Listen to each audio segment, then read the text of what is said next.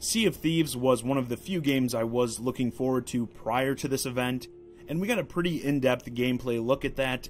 It looked goofy and fun enough, but I had one problem. I still don't really get what we're doing in this game. Like, okay, we sail around and explore, and get treasure and sell it, I guess, but why? I wish we could have seen more of the actual mechanics, and why we're incentivized to get said treasure. You know, are we using it to upgrade our ships, characters, weapons, what have you? And then the game came out, and not only was none of this really there, but more importantly, the stuff that was there showed itself as very shallow.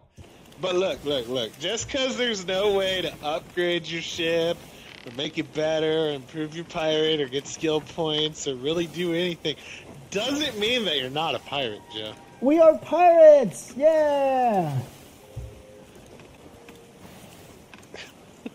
Sea of Thieves is the most recent game to be entrenched in a lot of controversy, and when I hear people complain about it, the thing that always comes up is it needs more content, more things to do, more enemies to fight, more areas to explore, etc. And I agree completely. However, there's a major aspect missing here that video games, they need, in my opinion. At least they need if people are going to keep playing them.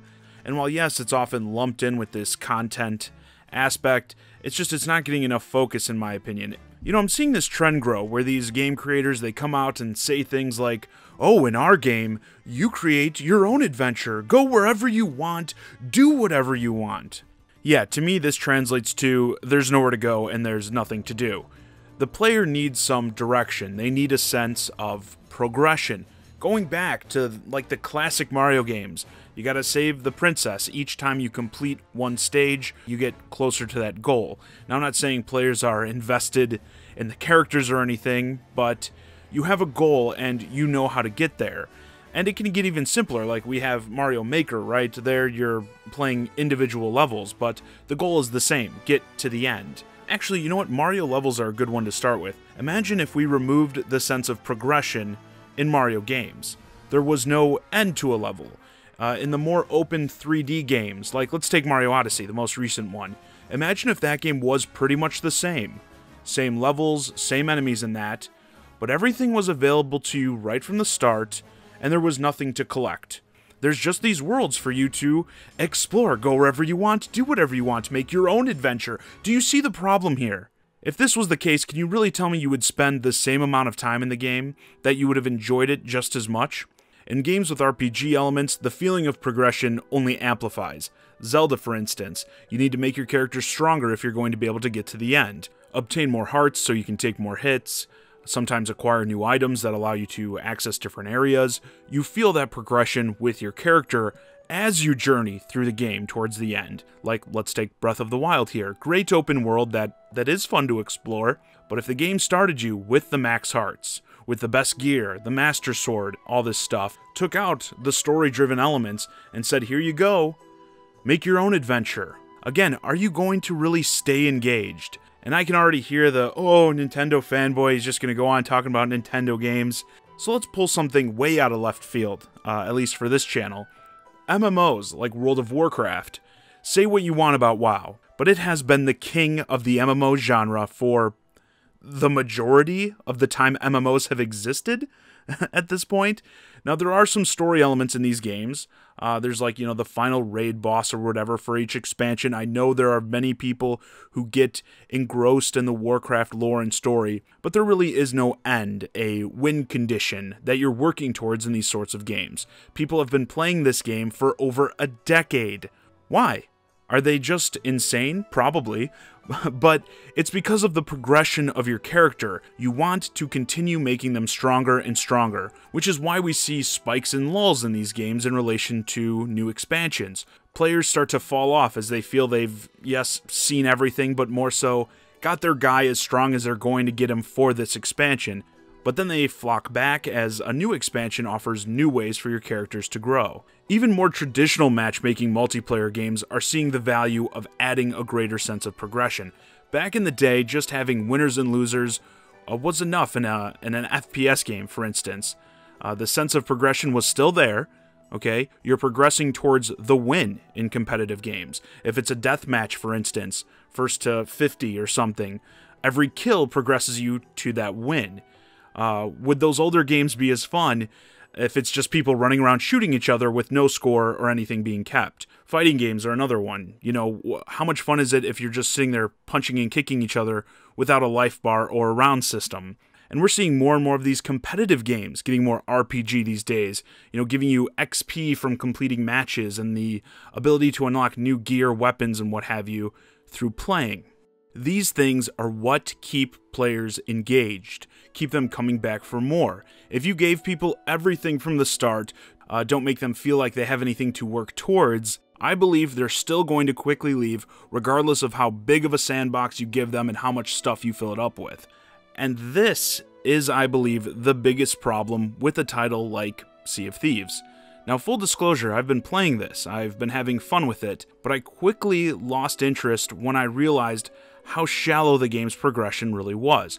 Going off of what I said earlier with the content, yes, they need more stuff to do. It is very repetitive, but I believe even if they did have, say, a bigger map, more interesting locations, more enemy types, more types of quests, I still think players would be arriving at the same question, just maybe a little later. Why am I playing? Yeah, you can have more types of quests, but if you don't care about the rewards of those quests, if they're meaningless, why do them? And let's be honest, in a multiplayer game like this with pretty much no narrative, regardless of how much stuff there is to do, you're going to end up repeating things eventually.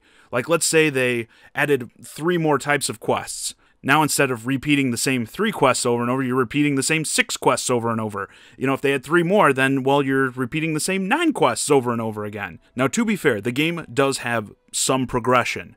Okay, there is the leveling up with the trading companies, but it's really just so you can get more of the same missions, honestly. And then there is stuff to buy with gold, some of which unlocks as you rank up with the trading companies. But the weapons, clothes, tools, and stuff you can buy are only cosmetic, so they don't actually make you feel stronger. And I have to be honest, in a game that's first person, I can't really think of a weaker reward than cosmetics, many of which you can only see if you're emoting. Now, I do understand why they do this, because the game forces you into PvP situations.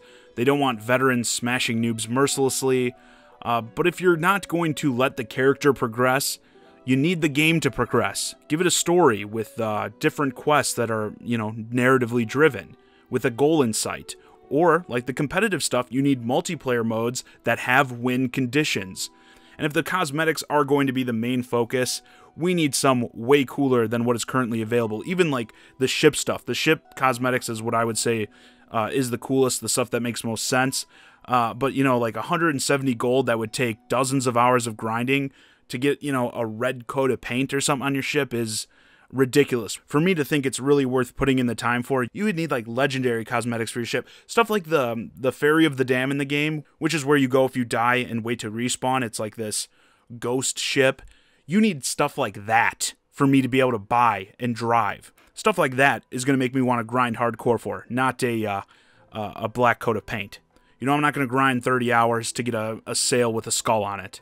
And there's also this promise of becoming a pirate legend at the very end, once you max out all of the trading companies, which I wouldn't want to know how long that's going to take you to do straight up. There was a streamer recently that hit max level, but in true pirate fashion, they certainly didn't do it honorably. It was like a big streamer, so he had people that were fans of his stream going around doing quests, gathering up a bunch of treasure and that, and then they'd invite him to their game. He would pop in, they'd turn in the treasure, he would get the rewards, then he'd leave and, you know, go do it with somebody else. Doing it straight up, however, it's going to take a long time. And now that we have people hitting it, we're finding out once you do hit Pirate Legend, you're getting more of the same quests. Now, I've been following the game since launch, very closely, and the devs have been very open about discussing the problems with the game. They're doing this video series on YouTube that I highly recommend anyone checks out, just to see how open they are being. I'd like to see more devs be this open. And they've mentioned that they're aware more content, hopefully they're including progression in there, is needed. And yes, to the fanboys out there, The game may improve in all of these areas eventually, but that is not an excuse, in my opinion. This is something I see on a lot of the social media comments on videos about Sea of Thieves, all these fanboys like, oh, well, the content's coming. Okay, that's not an excuse, in my opinion, to ship a game for $60 like this. Another trend that's becoming all too common. You know, No Man's Sky, I don't want to pull the No Man's Sea meme on you guys, but No Man's Sky had similar problems, right? Another do anything, go anywhere game. A lot of people have said this game actually did improve significantly and did add a lot of the features they claimed it would have at launch. And, you know, there is a difference here, a big difference in my opinion, because I feel like Hello Games actually lied, straight up lied about a lot of stuff, like the multiplayer aspect, this whole, oh yeah, it's multiplayer, but, you know, the world's so big, you'll probably never find another player, and they were caught lying quickly by the players when two managed to get to the same place and couldn't see each other. But yeah, I've heard it's gotten better, which is great for the players, but still, it's not an excuse for being so bare bones at launch. These companies, they should call it like it is. Tell the players straight up, hey, you're going to be buying into essentially early access, or delay the game until it's ready. There are simply too many, and this is a point I've been trying to hammer home to people these days. There are way too many great games that are great at launch releasing these days to be blowing your money on games that promise they'll be great eventually, okay? But the point I wanted to make here is that I see people mostly just clamoring for more stuff to be in this game, and I don't think that alone is going to fix it, honestly. Going back to the MMOs example, which I think this game is the most akin to, people will do like the same raid bosses 100 times in hopes of getting a legendary piece of gear. Without an incentive like that, why do it more than once? And with that, this video's a wrap. Let me know your thoughts on video game progression in the comments. Do you agree that without progression, games, you know, they lose their draw? Players are going to lose interest if they feel like they're not progressing. And of course, how that relates to this current Sea of Thieves controversy. As always, I'm John Zakari, and thanks for watching.